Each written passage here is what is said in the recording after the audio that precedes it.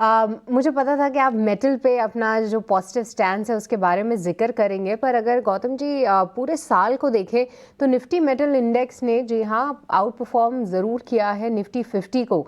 पर ख़ास तौर से कोई बेस कमोडिटीज़ आप हाईलाइट करना चाहेंगे जहां पर ख़ास तौर से नज़र रखनी चाहिए, क्योंकि ये साल देखे तो देखिए क्या ज़बरदस्त मूव्स जो है हमने गोल्ड में आते हुए देखे, अन्य कुछ बेस कमोडिटीज़ भी जो है थोड़ा सा अच्छा परफॉर्म करी हैं।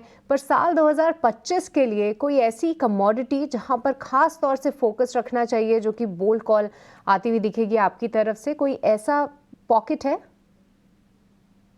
देखिए, मेरा तो अभी भी मानना है कि मेटल्स इंडेक्स 2025 में नए हाईस की ओर जाएगा और वहां से भी बड़ी तेजी यहां से दिख सकती है। इनफैक्ट आई फील कि 20 से 25% की तेजी मेटल्स इंडेक्स में आ सकता है, और अगर वो होता है तो आप सोचिए स्टॉक्स में 30 से 40% की मूव आ सकती है। Now this is very big, क्योंकि इंडेक्स में हम 10% की तेजी से ज्यादा देख रहे नहीं है। सो मेटल्स इंडेक्स में हमें लगता है कि बड़ा मूव आएगा। सो सारे जो टॉप स्टॉक्स है, जो हमारे फेवरेट्स है, JSPL, JSW steel, Vedanta, Hindalco, हमें लगता है कि सब आउट परफॉर्म करेंगे।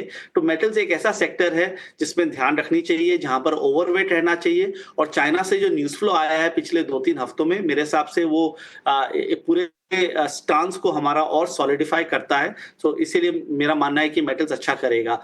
गोल्ड और सिल्वर हमारा वैसे भी लास्ट 2-2.5 साल से फेवरेट रहा है, और मुझे लगता है कि वहां पर भी अप ट्रेंड जारी रहेगी।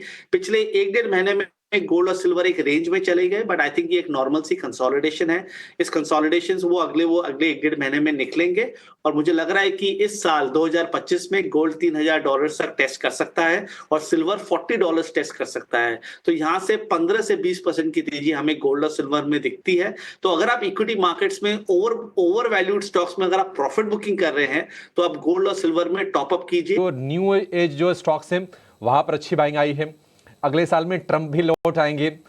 अप्रोच किस तरह से चेंज करना है, या फिर जो माइंडसेट अभी है ज्यादा कुछ बदलाव करने की जरूरत नहीं है?